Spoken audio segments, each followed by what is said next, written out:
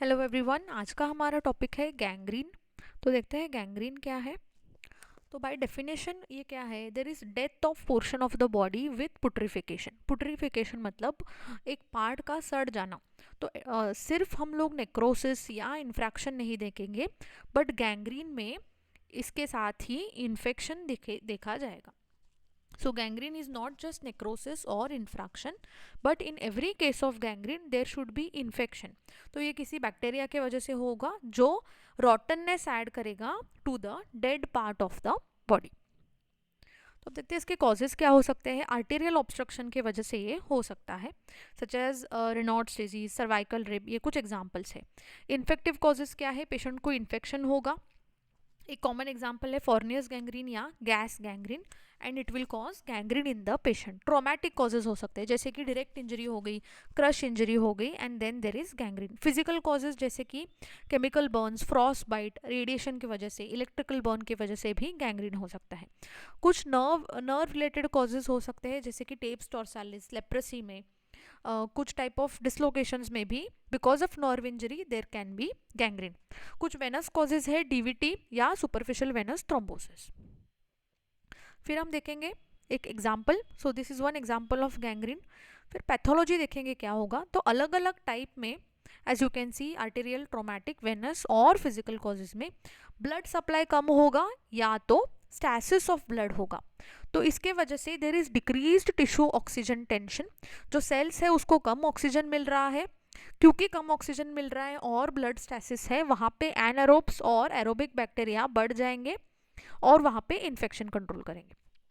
Once infection is created, there is production of some enzymes जो further infection को बढ़ावा देंगे and they will cause tissue necrosis and putrefaction causing gangrene in the part.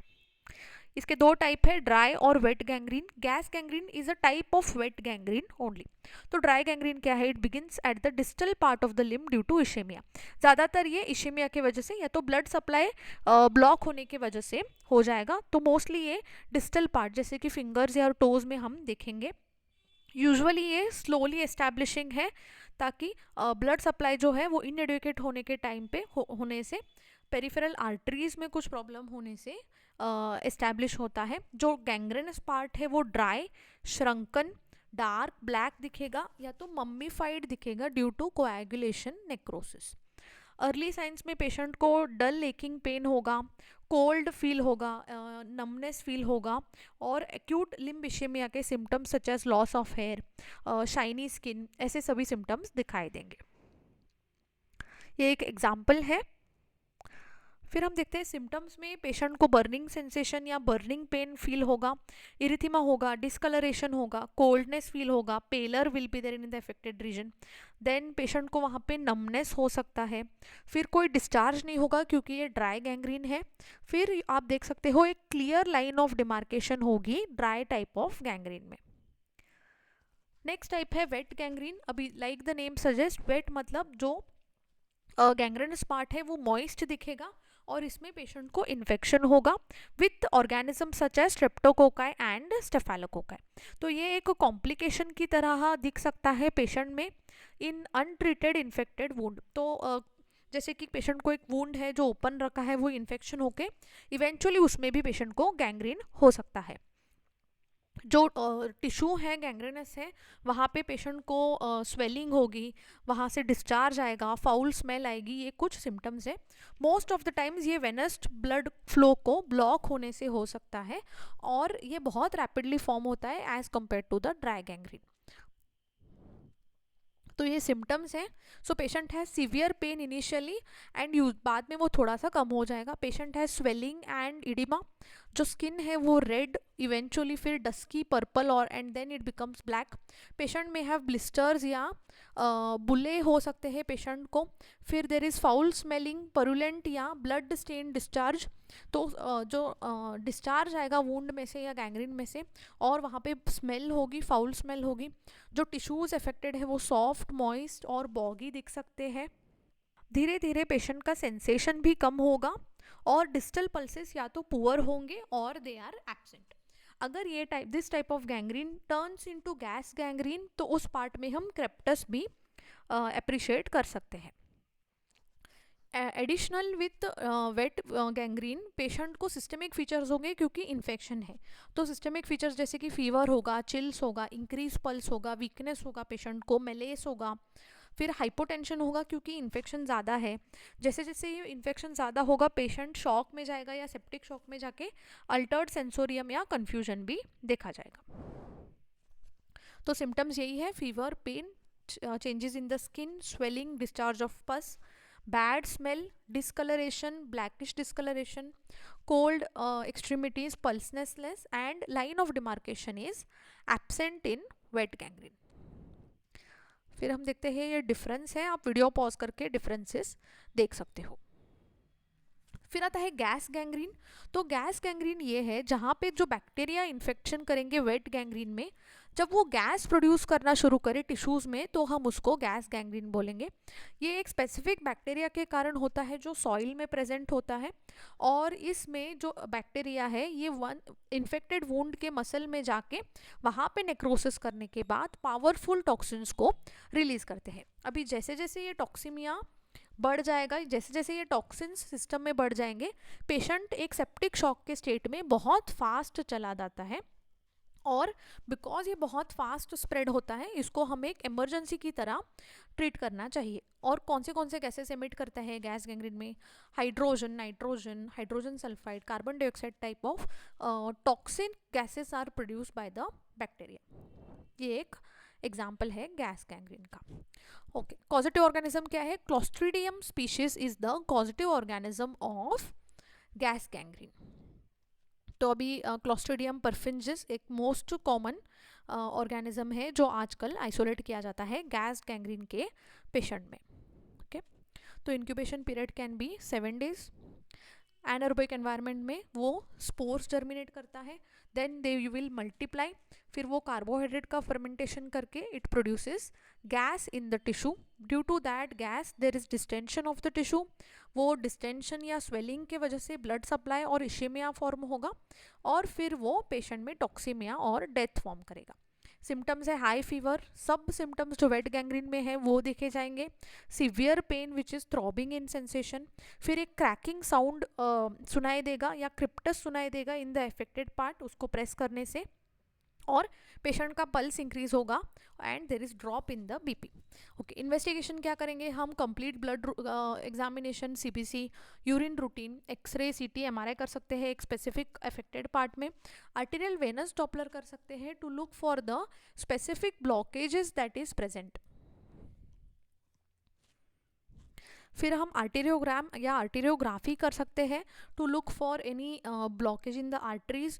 फिर हम blood culture sensitivity, pus culture sensitivity कर सकते हैं। Then there is something called as retrograde percutaneous catheterization, इसमें भी हम आर्टेरियल पंक्चर करके हम देखेंगे कोई ब्लॉकेज है क्या। सो ये कुछ इन्वेस्टिगेशन है जो हम लोग कर सकते हैं। ओके, इस प्रोसीजर में हम डाई पुश करके ब्लॉकेजेस को देखेंगे। Okay, this is example of arteriogram. ये गैस गैंग्रीन में आप देख सकते हो spaces of gas collection in the tissue. तो मैनेजमेंट क्या है? Management is basically limb saving, जो भी अफेक्टेड पार्ट है वो हमें उसे सेव करना है क्योंकि गैंग्रीन में ऑलरेडी डेथ हो चुका है।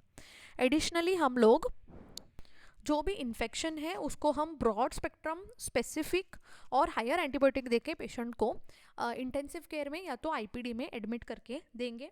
फिर हम पेशेंट का जो वुंड है जो ऑलरेडी डेड है, गैंग्रेनस है, उसको हम निकालेंगे या एम्पुटेशन करेंगे। So we will do wound debridement up to the line of demarcation और high amputation in wet and gas gangrene. अगर पेशेंट का ब्लॉकेज के वजह से गैंग्रीन हो रहा है तो रिवेस्कुलराइजेशन के अलग अलग सर्जरीज किए जा सकते हैं। Okay, so these are some types of treatment. Additionally supportive treatment में hyperbaric oxygen therapy, maggot therapy, ये सब भी पेशेंट को दिया जा सकता है। Okay, these are some life saving procedure such as amputation, ray below knee, above knee, ये कुछ ऑप्शंस है for amputation in feet gangrene.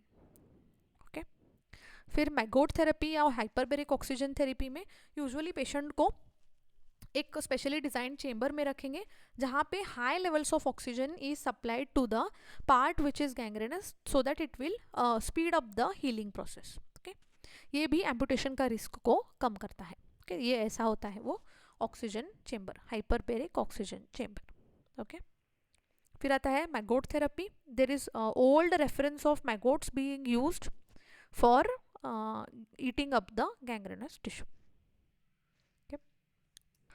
तो आचार्य दल्लहन में एक कमेंट्री में बोला है, स्नायवादि भी सह कोथ शब्द प्रत्येक संबंधे कोताह पूतिभावः, मतलब जहाँ पे डेथ ऑफ द टिश्यू और साथ ही साथ जहाँ पे पूतिभाव या पस देखने मिलेगा उस कंडीशन को हम कोथ बोलेंगे। तो कोथ का नियरेस्ट कोरिलेशन हम लोग गैंग्रीन से कर सकते हैं। तो इसके लक्षण क्या बोले हैं, कृष्ण रक्त पीत शुक्लादि, मतलब there is change in the colour from black to red, फिर पीत शुक्ल। सो फर्स्ट वो शुक्ल होके पीत होके रक्त होके कृष्ण हो जाएगा। पूतिपूय मांस सिरा स्नायु, देर इज पस इन ऑल दीज रीजन्स। पूतिपूय स्त्राव्य मार्ग, so all from all the sides you will see कि वहां से डिस्चार्ज आ रहा है। फिर बोला है अमनोज्ञ दर्शन, जो देखने के लिए अगली है। गंधार्थ, मतलब बैड स्मेल आएगा, वेदनावान। फिर दाह, पाक, राग, कंडू, शोफ, पीड़िका होंगे, दीर्घ कालानुबंधी, ये सब बोला है लक्षण ऑफ कोथ में। तो उसके मैनेजमेंट में आचार्य सुश्रुत ने क्या बोला है, शोधन करना है पेशेंट का, या तो हम वमन या विरेचन करेंगे। फिर पेशेंट का हम शोषण करेंगे ताकि जो पुट्रिफिकेशन है उसमें ड्राइनेस आए।